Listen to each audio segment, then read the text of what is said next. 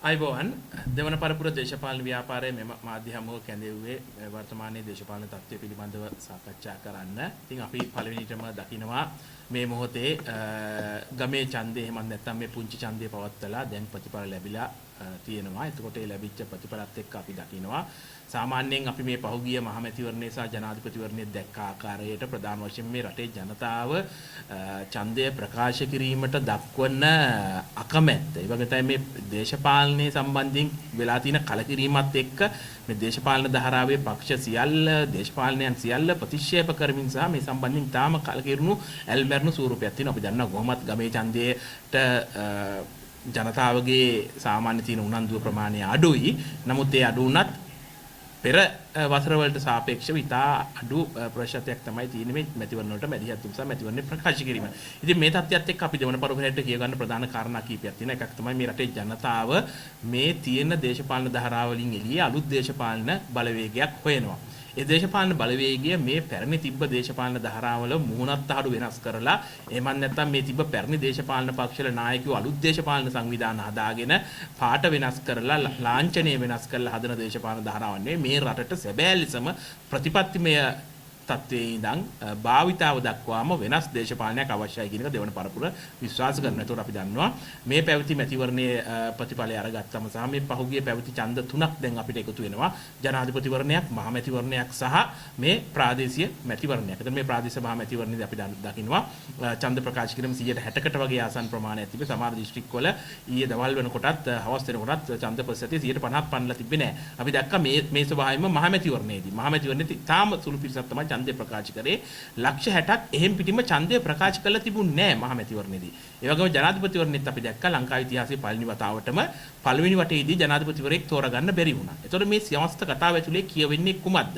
දෙවන පරපුර හැට අපි විශ්වාස කරන මේ සමස්ත ක්‍රියාවලිය ඇතුලේ ජනතාව විසින් පළවෙනියටම මේ දේශපාලකයා කෙරෙහි විශ්වාස කරලා තියෙන සාම්ප්‍රදායික දේශපාලකයා කෙරෙහි තබා ඇති විශ්වාසය ඊටාම නරක ලෙස බොඳ වෙලා තියෙනවා. අපි දකිනවා ජනාධිපතිවරණය අවසන් වෙනකොට ජනාධිපතිවරණයේදී ලක්ෂ 57කට ආසන්න ඡන්ද ප්‍රමාණයක් ගත්ත ජාතික ජනබලවේගයෙන් දෙවන වටේ ඡන්දවලදී ජනාධිපතිවරයා පත් වෙලා ඒ ආපු උද්‍යෝගයත් එක්ක පැවති මහ මැතිවරණයේදී ලක්ෂ 68කට ආසන්න ඡන්ද ප්‍රමාණයක් අරගෙන එතෙක් මෙතෙක් පාර්ලිමේන්තු ඉතිහාසයේ වැඩිම මම හිතන්නේ තනි පක්ෂයක් විසින් ලබාගත්ත 3/2 බලය පිහිටෝන් ලැබුවා. හැබැයි ඒක පිහිටුලා ආයි මාස ගාණක් ගිහිල්ලා ආපහු හැරලා බලනකොට ඒ 60 ලක්ෂය ඉඳන් 68 ලක්ෂය ඉඳන් ආයි මේ වර්තමාන ආණ්ඩුවට ලක්ෂ 45ක් දක්වා ඡන්ද පදනම අඩු වෙලා තියෙනවා.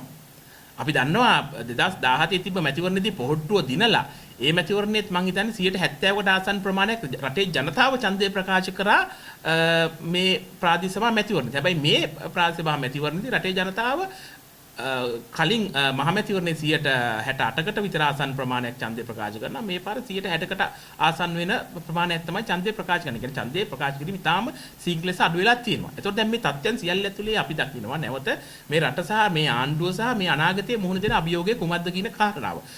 පැහැදිලිවම දෙවන පරපුරේ එදා ඉඳන් කියපු කාරණාව තමයි මේ වෙලාව අපිට මේ දේශපාලනය ඇතුළේ අපි මහා බලවේගයක් නෙවෙයි. නමුත් අපි නිවැරදි දිශානතියට ප්‍රතිපත්තිකරකව මේ රටේ කිසිදු දූෂිත දේශපාලනයකට හවුල් වෙන්නේ නැතුව මේ රටේ දූෂිත දේශපාලක ධාරාවේ දූෂිතයක් එකතු කර ගන්න නැතුව සුජාත දේශපාලනයක් මේ දක්වාම ඉෂ්ට කරලා තියෙනවා. ඒක ඇතුළේ අපිට මේ ඡන්ද පදනම ඇතුළේ ලැබෙන්න ඕන ඡන්ද ජයග්‍රහණ ලොකුට පේන්න නැතුණත් අපි ජනතාවගේ හදවත් තුළ ජනතාවගේ ඊළඟ බලාපොරොත්තු බවට පත් වෙමින් දෙවන පරපුර දේශපාලන ව්‍යාපාර නිර්මාණය කළා තියෙනවා. මොකද මේ මොහොතේ අපි දකින ප්‍රධානම කාරණාව තමයි මේ ආණ්ඩුවට මේ ජාතික ජනබලවේගයට හම්බෙච්ච ඒ ලක්ෂ 45ක ඡන්ද ප්‍රමාණය ඇතුලේ කියවෙන්නේ නැවත වංචා දූෂිතයන් සහ ඒ දූෂිත දේශපාලන ධාරාව බලවත් වීම. ඒකේ වගකීමෙන් ආණ්ඩුවට මිදෙන්නත් බැහැ. ඔවුන් කියපු ආකාරයේ පොරොන්දු ඉෂ්ට කරන්න බැරි වීම, ජනතාවාදී නොවීම, පළවෙනි අයවැය ඇතුළේම පොරොන්දු කඩ කිරීම, විශේෂයෙන්ම ඔවුන් වෙනුවෙන් වැඩ කරපු 35000ක රැකියා විරහිත උපාධිධාරීන් වෙනුවෙන් ඔවුන් දබාපු පොරොන්දු ඔවුන් බිඳ දාලා තිනවා. මේ වගේ ජනතාව තුර දැන් නැවත සැකයක් මතුවෙනවා. මේ යන්නේ රනිල් වික්‍රමසිංහ ගිහපු වැල් පාලමේ නේද? පහුගිය 71 අප්‍රේල් 5 වෙනිදා සමරුව 71 කැරල්ලි සමරුව තියෙන දවසේ ඉන්දියාවේ මෝදි ඇවිල්ලා ගිවිසුම් අත්සන් කරනවා. එතකොට මේ ක්‍රියාකලාපයේ ඇතුලේ මොකද්ද කියවෙන්නේ? අන්නේ උත්තරේ තමයි මේ ජනතාව ලක්ෂ 45කට ඡන්දේ සීමා කරලා තියෙන්නේ. ඉතින් ඒක ඇතුලේ අපි නැවත දකින්නවා අනතුරු මොකද්ද රටට තියෙන? අනතුරු තමයි නැවත අර දූෂිත මජර තක්කඩි දේශපාලකයෝ ටික බලවත් වෙන්න පටන් ගන්න තියෙනවා. දැන් මේ ප්‍රාන්ත සභාව ඇතුලේ ගණනාවක ප්‍රාන්ත සභාවල විපක්ෂයේ බලය වැඩි. එතකොට මේ දූෂිතයන්ට හොරුන්ට මේ ජරා ජීර්ණ වෙච්ච දේශපාලන හිටපු දේශපාලන පක්ෂවල නැවත අවස්ථාවක් ඇද්දලා තිනවා වෙන් වෙලා ඡන්දය අරගෙන එකතු වෙලා බලය පීටවන්න. අපි මේ ආණ්ඩුවට පටන් ගන්නට කිව්වා ජාතික කඳුර එකතු කරන්න වාම කඳුරට. සැබෑ ශක්තිමත් බලවේගයක් හදන්න කියන පණිවිඩය අපි දුන්නා ජනාධිපතිවරණයේදී. මතක නැහැ. හැබැයි ඒකට පයින් ගහලා ආපු ගමනක දැන් උත්තර හම්බෙලා තියෙනවා. ඉතින් අපි නැවතත් විශ්වාස කරන දෙයක් තමයි මේ රටේ මේ දූෂිත ජනතාව ප්‍රතික්ෂේප කරපු දේශපාලනේ නැවත ඉඳ තියන්න නරකයි. ඒ දේශපාලනේ නැවත අවශ්‍ය නැහැ. එහෙනම් අපි මොකද්ද කරන්න ඕනේ? අපි කරන්න අවශ්‍ය වෙන ප්‍රධානම කාරණාව තමයි නැවතේ දූෂිත ඒ ජනතාව ප්‍රතික්ෂේප කරපු දේශපාලනය පරාජය කරලා නැවත ජනතාවගේ බලය මේ දූෂිතයන් අතර යනක නවත්තන්න නැවත අලුත් දේශපාලන බලවේගයක් නිර්මාණය කළ යුතු තියෙනවා. ඉතින් දෙවන පරපුර විශ්වාස කරනවා මේ ඡන්ද කතාව ඇතුලේ කියවෙන්නේ මේ ගමේ පුංචි ඡන්දය ඇතුලේ කියවන ලොකු කතාවක් තියෙනවා අපිට අලුත් නැවුම් සුදාත දේශපාලනයක් කරන කිසිදු දූෂිත දේශපාලන ධාරාවකට හවුල් නැතුව මැතිවරණ තුනක් ජනතාව වෙනුවෙන් විශ්වාසනීය ලෙස පරාජයම් පසුබැසීම් හමුවේ පවා තමන්ගේ දේශපාලන සුජාතභාවය තියාගෙන ආපු දේශපාලන ව්‍යාපාරයක් දැන් තියෙනවා. ඒ තමයි දෙවන පරපුර. අපි විශ්වාස කරනවා වහ අපි සූදානම් වෙනවා මේ සැබෑ වාම කඳුරත් සැබෑ ජාතික කඳුරත් එකතු කරලා ශක්තිමත් බලවේගයක් නිර්මාණය කරන්න. එහෙම නැතුනොත් නැවත අර රටට ආදරය කරන්න නැති රට විනාශ කරන්න බලන් ඉන්න කඳුරයි මේ රට වංචා දූෂණ වලින් විනාශ කරපු කඳුරයි ඔක්කොම එකතුලා නැවත වැඩි කාලයක් යන කලින් මේ රටේ බලය දැහ ගන්නවා. ඒක රටට අහිත කරයි. ඒ නිසා මේ ඡන්ද කතාව අපි පැහැදිලිව කියවගෙන තියෙනවා. මේ ජනතාවගේ සිතුම් පැතුම් අපි පැහැදිලිව කියවගෙන තියෙනවා. නමුත් අපි දෙවන පරපුරට යම් කාලයක් අපිට යාවි. ඔව්.